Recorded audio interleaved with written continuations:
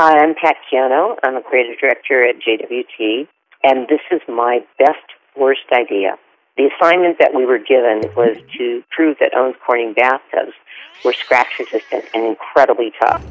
So we had this idea, my partner and I. We were going to send it down the Snake River through the biggest, toughest whitewater rafting rapids in the Pacific Northwest. We sent it down the rapids, and it kept going. It broke the rigging, and it sailed.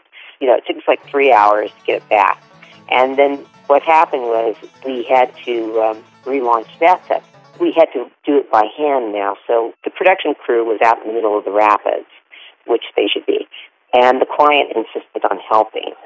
And we had insisted that he not go, but he had insisted that he do. What happened was I was standing on a rock, and the next thing I know, the bathtub goes down the rapids in front of me, and I see this head bobbing up and down underneath the water, like a disembodied head.